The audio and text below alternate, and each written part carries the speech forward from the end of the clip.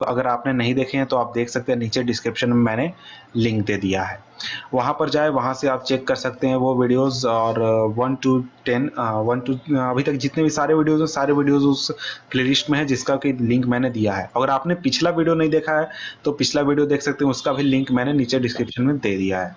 तो आइए शुरुआत करते हैं अब हम इस वीडियो को, और इस वीडियो में हम टॉपिक पढ़ेंगे 4.3, और टॉपिक का नाम है स्टालिनिज्म और कलेक्टिवाइजेशन। तो देखिए, इस टॉपिक में हम क्या पढ़ने वाले हैं। इस टॉपिक में हम स्टालिन के बारे में पढ़ने वाले हैं और उसके कई पॉलिसीज के बारे में पढ़ने वाले हैं। तो आइए हम शुरुआत करते हैं। The period of early plant economy was linked to the disaster of the collectivization of agriculture. तो हम सबसे पहले पढ़ेंगे कलेक्टिवाइजेशन ऑफ एग्रीकल्चर। तो देखिए, यहाँ पर कहा जा रहा है कि जो इकोनॉमी, प्लांट इकोनॉमी की सिस्टम थी, और जो डिजास्टर आया कलेक्टिवाइजेशन ऑफ एग्रीकल्चर की वजह से, इस दोनों एक दूसरे से लिंक थे। वो कैसे? तो देखिए 1927 1928 में तो सोवियत रशिया जो था, उसके टाउन्स में जो ग्रेन सप्लाईज था, उसके सप्लाईज को लेकर काफी प्रॉब्लम थे, और गवर्नमेंट ने प्राइस फिक्स करके रखे हुए थे कि इतने ही दाम पर जो ग्रेन है उसको बेच देना है किसानों को सरकार के पास। लेकिन जो पेजेंट्स थे, उन्होंने उस कीमत पर अपने ग्रेन्स बेचने से इनकार कर दिया और कहा कि हम नहीं बेचेंगे इस दाम पर गवर्नमेंट बायर्स को। तो स्टालिन, जो कि हेड बन चुका था कम्युनिस्ट पार्टी का लेनिन की मौत के बाद, उसने काफी ज्यादा इमरजेंसी मेजर्स लाए ताकि इस प्रॉब्लम को खत्म किया जा सके, इस प्रॉब्लम को रिमूव किया जा सके। उसका मानना यह था कि जो अमीर पेजेंट्स थे या फिर ट्रेडर्स थे गांव देहाती इलाकों में, गांव के इलाकों में, वो उन्होंने काफी ज्यादा संख्या में स्टॉक्स जमा करके रखे हुए हैं, और वो सोच रहे हैं कि अगर वो अभी स्टॉक जमा करके रखेंगे तो आगे चलकर उन्हें महंगे दाम पर वो बेच पाएंगे। तो इस बात का कैलकुलेशन लगाकर, और इसी वजह से जो क्या कहते हैं, ग्रेन्स है वो मार्केट में नहीं आ रहे हैं और सप्लाईज रुके हुए हैं, और वो इस तरह के स्पेकुलेशन पर भी रोक लगाना चाहता था। 1928 में जो पार्टी मेंबर्स थे, यानी जो कम्युनिस्ट पार्टी के मेंबर्स थे, उन्होंने ग्रेन प्रोड्यूसिंग एरियाज में विजिट किया, वहां पर टूर किया और वहां के हालत को देखा, और उन्होंने सुपरवाइज किया, और उनके ग्रेन कलेक्शन सेंटर्स जो थे, और उन्होंने कई कुलक्स कुलक्स कुलक है शायद, शायद मैं स्पेलिंग से नहीं पढ़ रहा हूँ। मीनिंग इसका ये होता है कि देखिए, जो वेल टू डू पेशेंट्स होते हैं, यानी अमीर जो पेशेंट्स होते हैं, उनके लिए ये वर्ड यूज होता है। उनके यहाँ पर रेड भी मारे कि शायद उन्होंने जमा करके रखा हुआ हो अपने पास स्टॉक्स। तो इन सब चीजों के बावजूद जो शॉर्टेज था वो कंटिन्यू हो गया, यानी शॉर्टेज जो था वो बना रहा। इसकी वजह से जो डिसीजन लिया गया कलेक्टिवाइज फार्म का, यानी फार्मिंग को कलेक्टिवाइज करने का। तो वो क्या है, वो किस तरह से इस चीज को हम देखने वाले हैं। तो देखिए, इस तरह का आर्गुमेंट दिया गया कि देखिए, ग्रेन का शॉर्टेज इस वजह से हुआ है क्योंकि जो जितने भी किसान हैं उन्होंने स्मॉल साइज में होल्डिंग्स बनाकर रखे हुए हैं, यानी उन्होंने ज्यादा संख्या में होल्डिंग्स नहीं रखे हैं, स्मॉल साइज में होल्डिंग्स रखे हैं। और 1917 के बाद जो लैंड दे दिया गया था पेजेंट्स को, और ये जो स्मॉल साइज पेजेंट्स थे, इन फार्म्स को मॉडर्नाइज भी नहीं किया जा सकता है, क्योंकि अगर कोई मान लीजिए 1 एकड़ जमीन लेकर बैठा हुआ है, 1 एकड़ क्या, कोई 10 डिसमिल जमीन लेकर बैठा हुआ है, तो उतने से जमीन को किस तरह से उस फार्म को मॉडर्नाइज करेगी सरकार, ये भी सरकार के सामने परेशानी थी। तो इस वजह से आगे हम बढ़ते हैं। कुड नॉट बी मॉडर्नाइज्ड, यहां तक हमने पढ़ लिया था। Could not be modernise.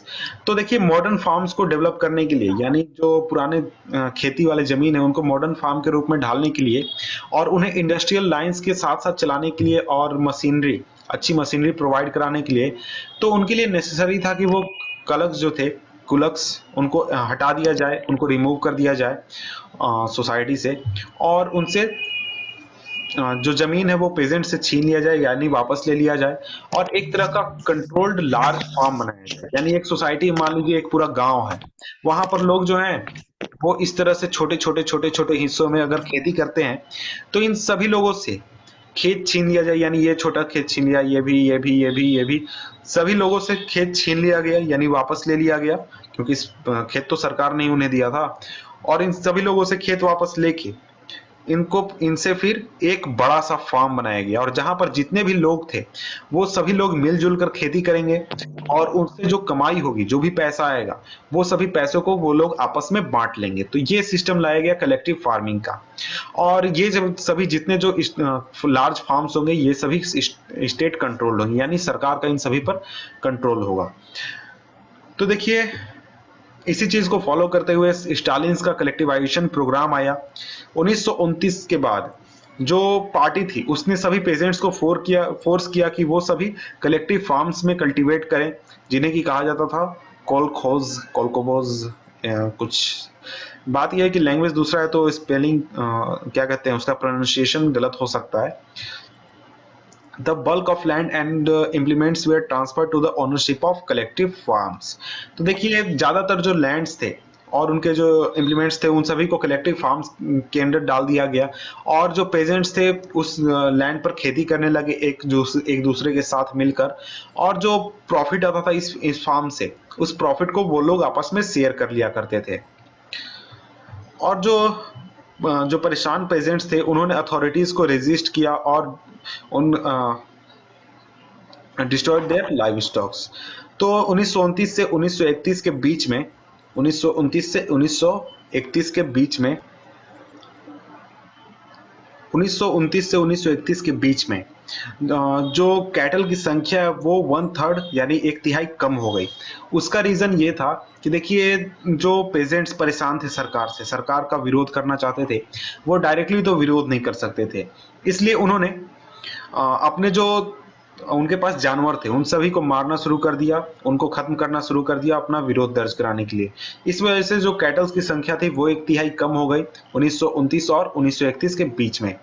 और जो लोग सरकार के इस फैसले का विरोध करते थे यानी कलेक्टिवाइजेशन का विरोध करते थे, उनको बहुत ही बुरी तरह से पनिश किया जाता था, बहुत ही बुरी तरह से उनको पनिश किया जाता था।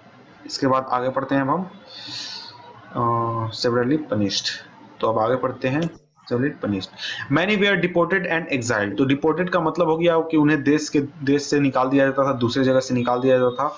और एग्जाइल का भी वही मीनिंग हो गया। थोड़ा सा डिफरेंस है इनके बीच में, अगर आप उनका मीनिंग पढ़ेंगे तो आपको समझ में आ जाएगा। तो जैसे जैसे जो लोग रेजिस्ट करते थे कलेक्टिवाइजेशन का, जो पेजेंट्स, वो आर्ग्यू करते थे कि वो लोग ज़्यादा रिच नहीं है और वो लोग सोशलिज्म के खिलाफ भी नहीं है। वो बस इतना चाहते हैं कि वो कलेक्टिव फार्म में काम नहीं करना चाहते। उनके उनके कई सारे रीजंस थे इस वजह से।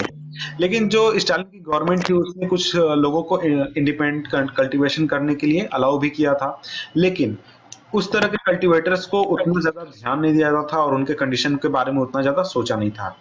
Cultivation in spite of collectivisation आने के बावजूद जो प्रोडक्शन था वो तुरंत ही बहुत ही ज्यादा बढ़ोतरी उसमें नहीं हुई थी। और इसके बावजूद जो बैड हार्वेस्ट हुई थी यानी खेती खराब हुई थी 1930 से 1933 के बीच में, ये एक तरह का सबसे बड़ा फैमिन लेकर आई थी सोवियत हिस्ट्री में, जिसमें कि करीब 4 मिलियन लोग मारे गए थे। 4 मिलियन यानी करीब 40 लाख लोग मारे गए थे इस फैमिन में। तो देख सकते हैं कितनी बड़ी एक तरह से त्रासदी हुई थी उस समय में। अब आगे पढ़ते हैं। देखिए, यहाँ पर डिपोर्टेड और एग्जाइल का मीनिंग यहाँ पर आपको दिया गया। ऊपर जो वर्ड आपको देखने को मिला था, डिपोर्टेड का मतलब हो गया forcibly removed from once own country. Exile का मतलब हो गया force to live away from the one's own country. तो डिपोर्टेड का मतलब उसे देश से निकाल दिया गया जबरदस्ती, और एग्जाइल का मतलब हो गया उसे देश से बाहर रहने को फोर्स किया गया, वो देश में वापस नहीं आ सकता। इसके बाद आगे हम बढ़ते हैं। तो आगे यहाँ आप चाहें तो इन चीजों को पढ़ सकते हैं, यहाँ जो चीजें आपको दी गई हैं आप चाहें तो पढ़ सकते हैं, लेकिन मैं यहाँ आगे बढ़ता हूँ और इन चीजों को आपको समझा देता हूँ। Many within the party criticize. इसमें अभी कितना बचा हुआ?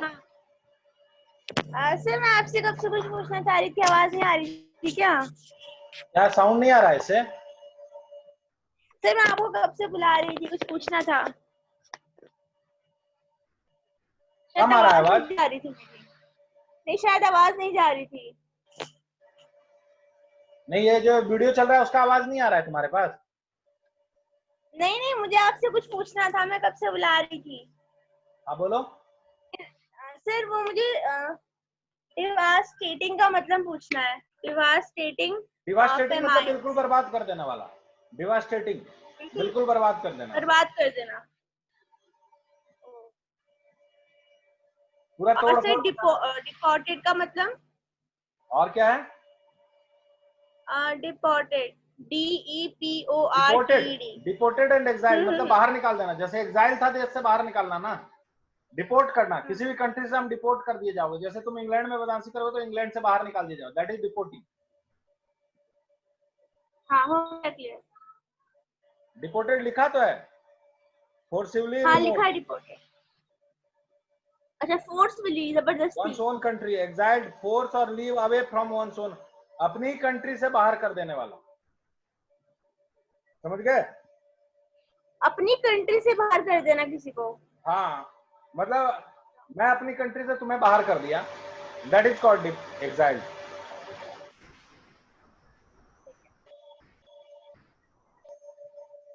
ठीक है, यस सर।